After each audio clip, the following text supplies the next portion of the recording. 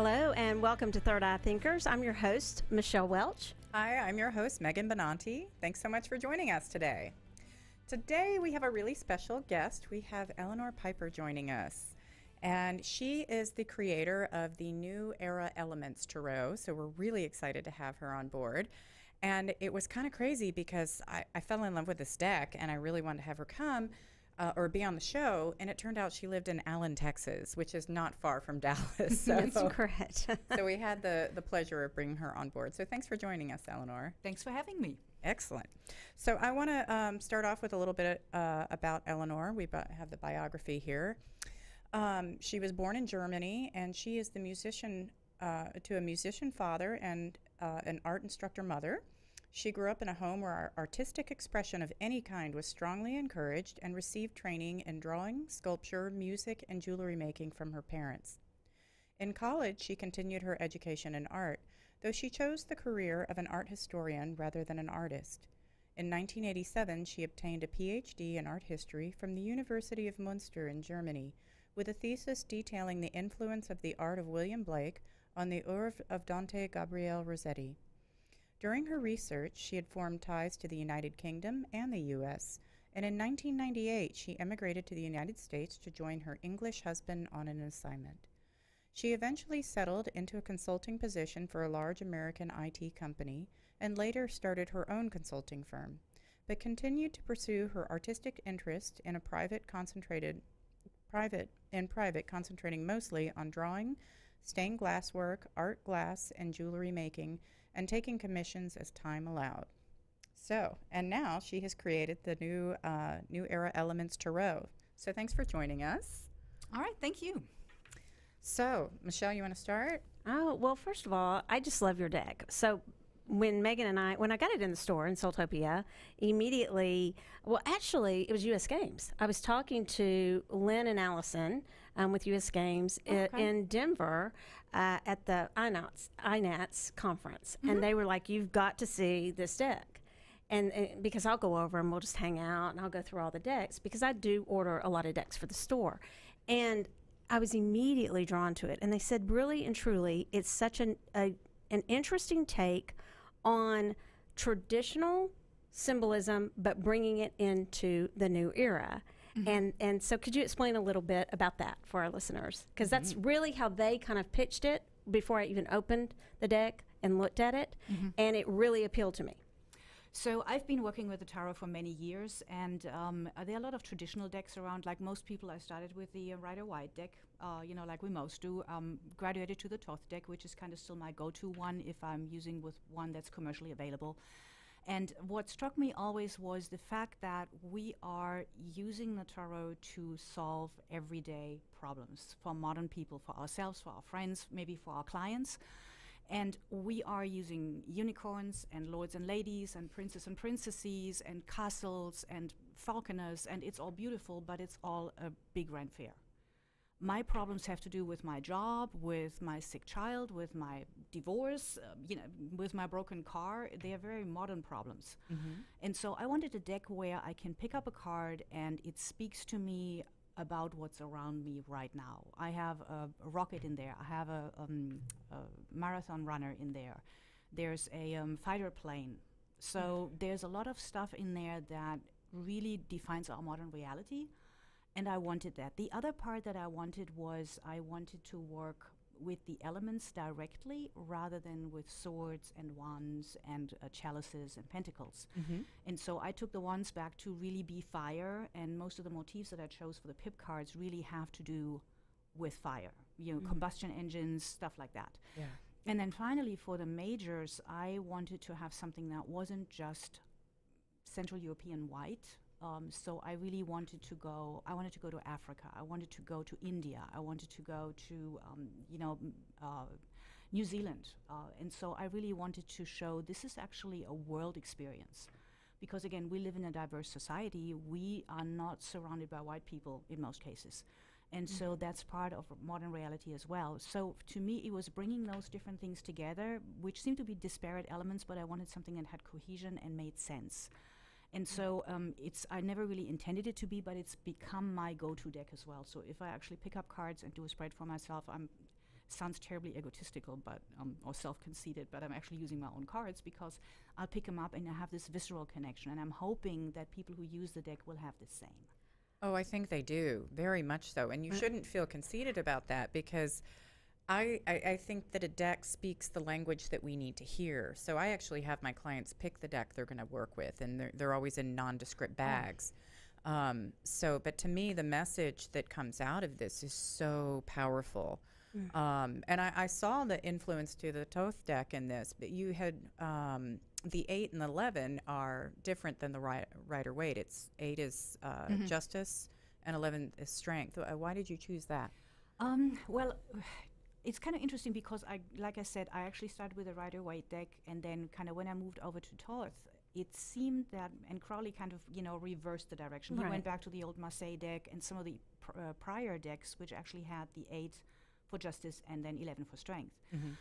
It just seemed to flow better for me, even though I know why they did it, because obviously Leo and strength are associated, and then you have Libra and justice. Right. And so for the astrology, you would have to change the cards out. But for me, the tarot is still different. I'm not throwing a horoscope here, right? I'm still looking at the cards. And it's just, to me, the whole hero's journey, the whole progression, it just felt more organic. So there isn't really, I couldn't write a paper about it, why it should be, but for me, it just felt right. It felt right. Right. And well, I think that's what's really important, is what connects for you. The first time I noticed it was we were reading on the show with this deck, and we both go, well, is that strength or is that justice? And we went back and forth. And back to what you said about the ego or whatever, I think if somebody says to me they don't use their own deck ever, I would question, oh, well, what do you think's wrong with it? why don't you? And I just love how you're just right out there with it. Every single thing that I notice about this deck, the diversity, everything you just mentioned, the elements, you're unapologetic in your approach to your deck, and that's why it's your deck. And I think it's very needed. And when you even said, the fair and the unicorns and the whatever, that may appeal to some, but really these are real world issues that we get every single day, and you're not afraid, it seems, to open up the trigger. A card that might trigger someone. You seem, unapologetic in, I am going to address real issues, because that's the whole reason we're using tarot. Right, right. Right? I mean, agree. so I love that. Tell us a little bit about your journey in creating this deck. Well, tarot has been part of my life for the last probably 30, 35 years. And I pick a card every morning when I get up for my day, just kind of something to keep in the back of my mind, to kind of connect to that during the day. So it's always been around. And the feeling that I really wanted to have something of my own, to make it speak and to see if I could do it. Part of it is also, you are sitting down and you have to produce 78 distinct drawings. And none of them can suck, because they're always going to be in the same deck, right? You can't have this one dud card in there and you're like, oh my God, why did I do that? Or that looks horrible. So to me, it was also the kind of artistic thing. Can I pull this off? Can I actually do that? And it's been the most cohesive thing I've ever done. I've never illustrated a book or done anything like that that would probably have involvement at the same level. And so it was also a kind of, hey, I want to do this. Like somebody says, I want to figure out whether I can run a marathon, or whether I can do an Ironman or something like that. And to me, it was this one. Wow. And do you have a favorite card or a most challenging card? I have both. Actually, if you look at the drawings, there is the Mother of Fire. She is my favorite. Oh, she's great. So that's the Empress, actually. Okay, that's Empress. You want to, I put a whole bunch, so I kind of throw you a curveball there. It's basically, you got her. There she is. Okay. And she's fabulous. Here's a large one.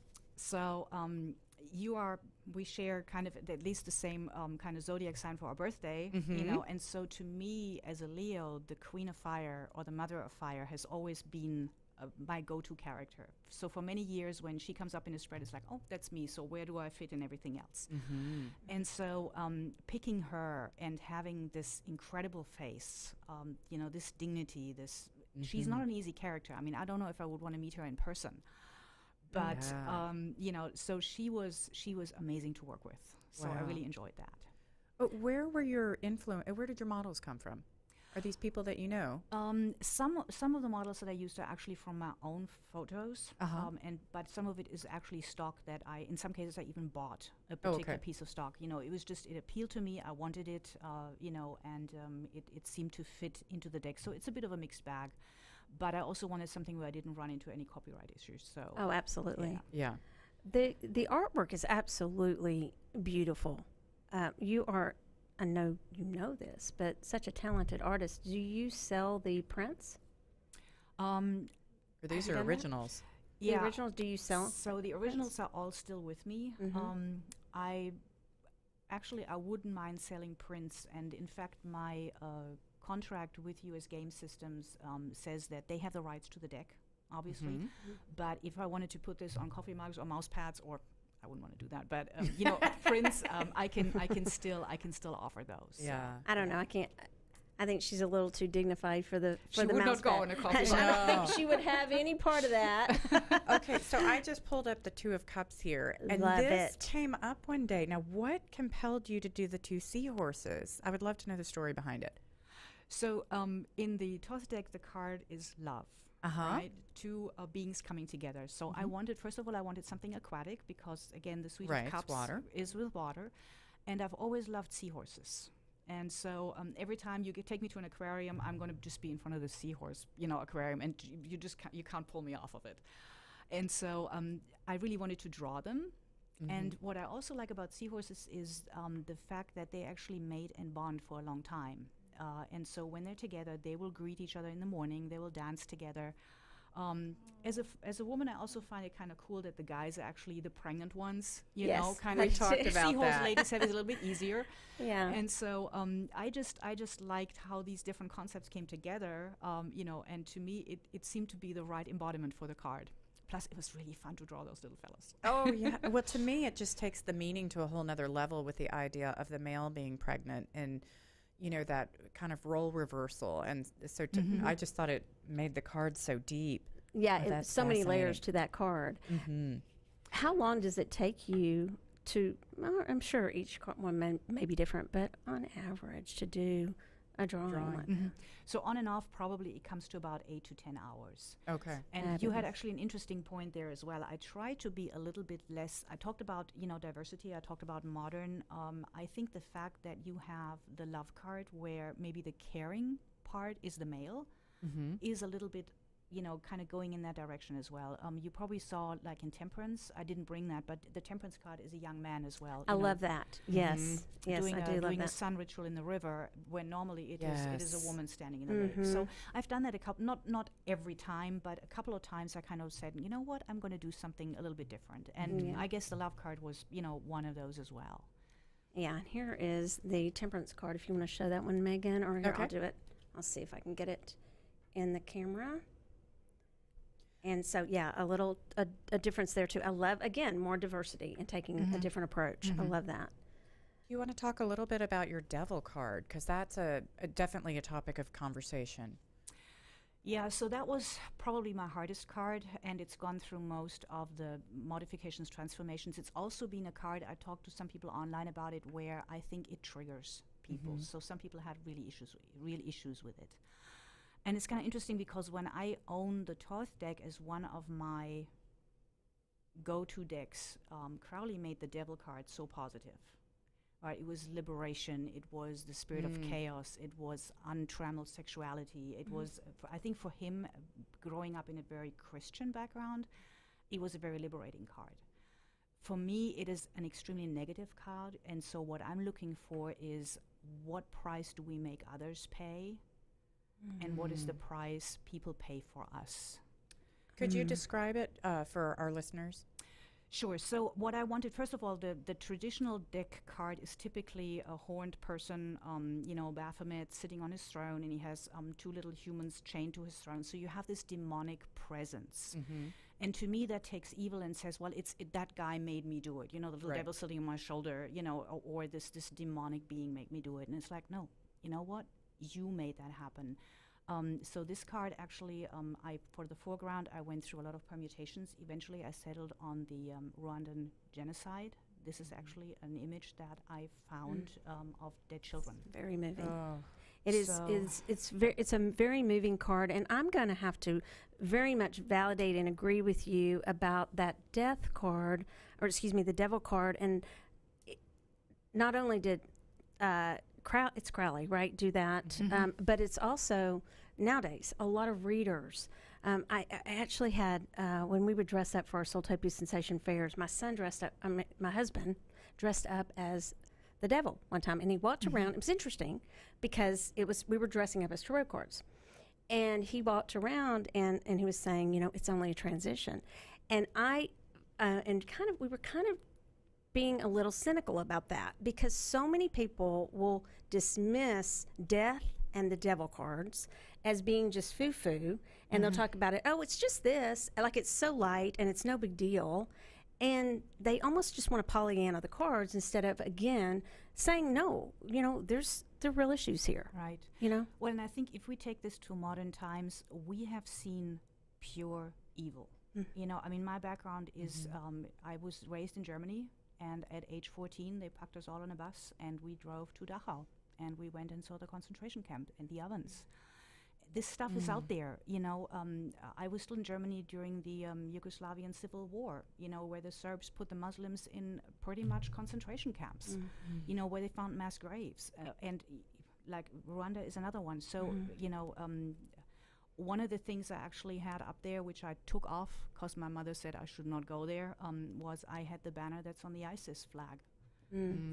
Up there with the dollar sign and the Nazi swastika and the hammer and sickle. So we rationalize this: I can enslave you, I can kill you, I can treat you like dirt, I can murder you, because I want to make a profit, or because you are an Untermensch, or because you're a bourgeois and you're the oppressor class. Whatever it is, we rationalize this pure evil, but it happens in our lives, and we have to take a stand. And so, to me, the devil card is a tough one. But sometimes in your life, I think you find that because they say evil often happens because people do nothing, and you may be called to take a stand. And that's kind of where this deck goes, because I think our modern times go there. People go there. Yeah. I agree with that. The three of, it would be air, the Three of Swords, is another card that I believe, I'd like you to just discuss it a little bit. I love your depiction of it. Would you explain it to our listeners, and I'll actually show it too. So I wanted something, again, that spoke to swords, an air card, a card that has to do with the mind, and again, grief or sorrow, and the three pierced heart is kind of the traditional part of it. So again, I think it's a hard card. It's a card where how do we deal with grief? And to me, it's self-harm, numbing yourself, maybe even checking out, killing yourself, overdosing. They are all areas where we deal with grief in a very non-constructive way. So to me, it's a card that really goes and says, look, don't hurt yourself because there are things in your life that have wounded you. Wow. So true. That's really intense. Yeah. You really did take this deck to a whole new level. I have to say, hearing about it is even more amazing than reading with it. Thank you. Yeah, this is such a treat. Even when you read with it, though, it's interesting because there might be some who say this is just a little too much for me to read with. I'm not that kind of reader, so I will read with this because I'm the kind of reader you're going to get what you get from me, okay? But some, it might not, but what I would encourage you to do if you're a reader is to get the deck and really think about real life, because that's the answers really when you're reading for yourself or you're reading for a client or reading for someone else, whomever you're reading for, it goes back to what you said at the beginning. That's what we want. And we really sometimes don't really think we can handle the truth, but we can. And this certainly triggers, for me, a lot of truth. Yeah. Well, and it's I wanted something where you look and it sparks something in you. It grabs does. you, you know, so you don't have to go digging around, oh, look, somebody put a little lizard on this small little corner, or there's a tiny little whatever, you know, Right. and you have to read this like an alchemist's manual, you know, until you finally figured it out. I really wanted something where you can bring all that background knowledge to it. It's not going to prevent it, but you look at it and go like, whoa, you know, and you make a connection. And so I think, at least in my case, I feel my intuition kicking in better than if I had something that I really had to read like a book. Oh, But I again, agree. that's kind of a personal preference, or my way of engaging with the cards, if you will. and I know that you. I'm sorry, Megan, because I thought you were going to show you did for the court cards. You That's fine. did daughter or daughter, son, mother, father. Correct. Yeah, I went away from the kings and queens, seeing that I already started, you know, eliminating the castles and the tournaments and all that. I thought, you know what, we don't have kings and queens and princesses and princes anymore, even though, you know, as girls we probably all were princesses at some point, but we're grown-ups now, and so it's family, you know. Yeah. Love Right. that. Gets rid of the feudal. The Right, and feudal system. I didn't guess. want a page either. I really wanted the 2 males and 2 females. I wanted the balance there as I well. love that. Mhm. Yeah. That's awesome. With the three of bees, where did that go? I just had it. I think it was yeah. So I was curious with this. Is one of these the queen? Because every bee is slightly different in this. And I was like, do we have 2 queens or do we have 1 queen? Actually, I was surprised. I mean, you kind of, a bee is a bee is a bee, right? And so when I started hunting around for references, I found this incredible high resolution photo. I think it was about 500 pixels just on the narrow side. Wow. And I was starting to look. I mean, one of the wonderful things about drawing is you really have to look. Mm-hmm. And these things are shiny and hairy at the same time. I never knew that. You know, I always thought these yeah. are fuzzy. No, they are really hard and chitinous, and you just have these little bristles on top. And so I realized, man, every single bee looks different. Like every single person looks That's different. okay, I so I wondered. didn't sneak a queen in there, but that's actually 3 worker bees, and they all look different, which to me was surprising because, I mean, they're all clones of one another. So it's like, how come? But apparently, you know, they still express genes differently, I Yeah. guess. And this would be our 3 of pentacles, correct? Yes. Traditionally, Mhm. yeah. So I wanted honey, I wanted labor, I wanted work, I wanted Working you know, together. Yeah. Even though they fly, to me, especially the honey, is still something very sensuous, very earthy. you No, know, yes, and has- definitely. Yeah, that makes sense. Oh, well, these originals are truly amazing works of art, and such a treat that you brought them with us, with you today. Thank you. So when you said, and I think we were on air when you said this, you said, you know, you don't want a dead card, any dead cards. Do you feel like you accomplished that? I have to ask. Yeah. Was there anybody in there? Was there anybody? There Or was there's- there was one card I actually ripped up and redrew. Wow. So Okay. It was the 7 of air. Mm-hmm. Okay. So originally I really wanted something with 7 firefighters. And so I had this whole elaborate burning building with all these guys clambering around and stuff sticking up. And it was one of those cards where it's like, oh my God, this is going to give me a headache every time I'm going to look at it. But I had it done, and I actually ripped it up. I don't even have it anymore. It made me so mad. And and so now there are just 2 firefighters, and the 7 is just in the little reflective stripes that they have on their uniforms. Oh, But yeah, okay. otherwise, you know, it's just 2 guys moving forward into the billowing steam, being brave because they don't see what's coming, you know, but doing what needs to be done anyway. And it was so much more of a, that's kind of in a condensed way what I wanted to do. So that's one of them where I said, you know what, if I keep this, I can't live with myself or can't live with a deck. That's awesome. Yeah. Well, I think it's interesting there was only one. Out of That's okay. all Yeah. those cards, that's pretty amazing. Which Yeah. again, I don't know if I normally have that many hits or misses, or you know, but it felt to me that I was on the right path. That things were really meant to be and meant to come together. So Yes. yeah. Yeah. What do you feel like you gained from making this deck, for you personally, or for the tarot culture as a whole? For me personally, it was, I have an incredible sense of closure, and now I have these beautiful cards to work with every day, which I really like. So That's awesome. for everyone else, I don't think I can speak for everyone else, but I put an alternative out there, that somebody who wants to keep it real, you know, that somebody who wants to have modern relevance, to maybe even use some of the cards in a way of elemental meditation, you know, elemental path working, it's out there, you know, it lends itself to that. That's wonderful. Do we have time for just for Eleanor to tell us briefly about her spread, just very briefly? Do that real quick. So there is a new era Elements to Roast spread. Do you want to explain that just briefly to our listeners?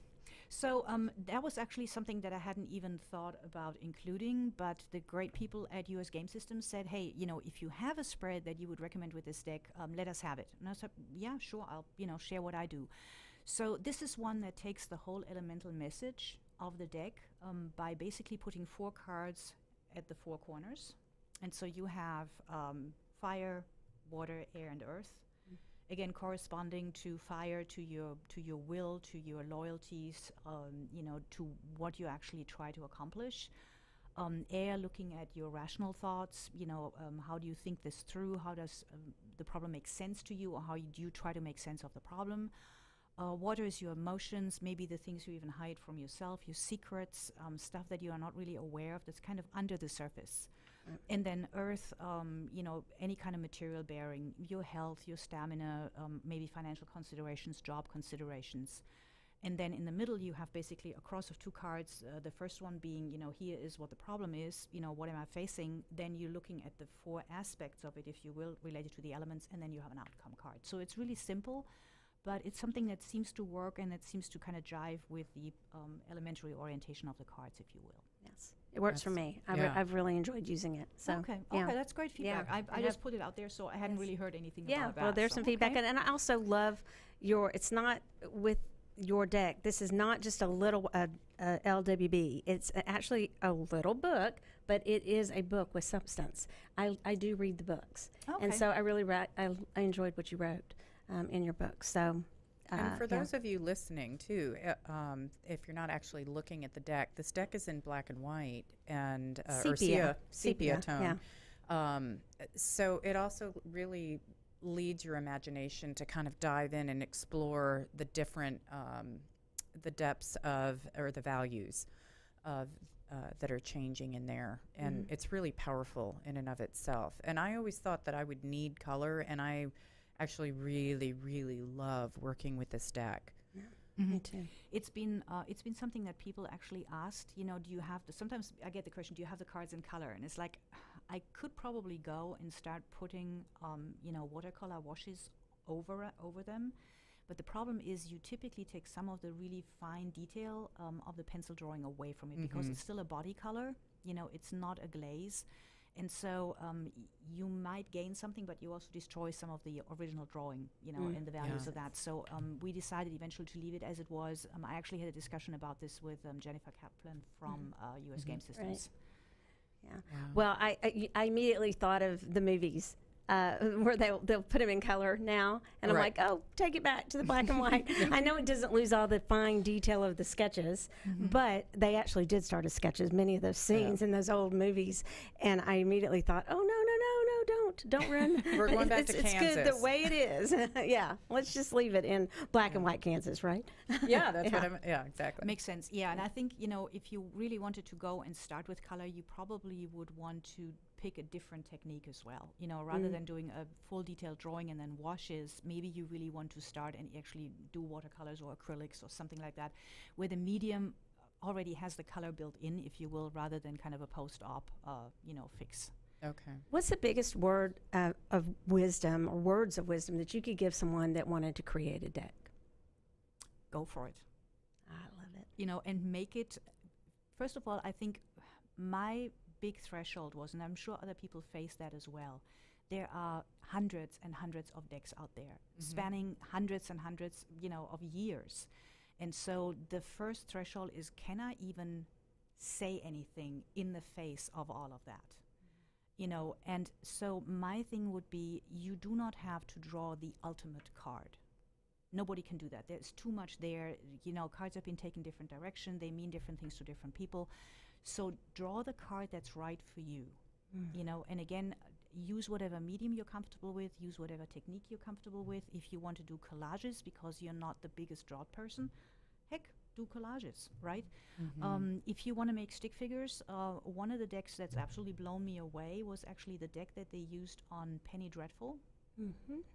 I remember that deck. And it's I love that show. It's just an outline. you know, and I Wow. think the devil is like the lips of a woman with a scorpion perched on it. Wow. And it's just line work. I mean, you could draw this, if you had a secure hand, you could draw this in 5 seconds. And it's awesome. It's an amazing deck. I wish the people who produced it had done a better job with it and done the cards justice. It's actually available. You can get it. It's like purple, Oh. but the cardstock is Gotta look super into that. brittle. Oh. And Oh. so that's kind of disappointing because the cards would have deserved better. So that's something that's incredibly simple, you know. And so I would say go for it and then make the card that's right for you, you know, not the ultimate card because that's impossible, I think. Yeah. Great Wow. advice.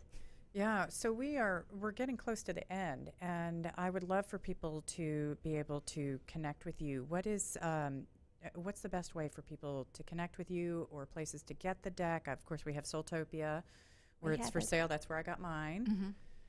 It's also out there on the US Game Systems website. Okay. Of course, you can get it from there. The other day I found out it's actually on Amazon and it's already got 10 reviews. And I was like, what? It How is. did that happen?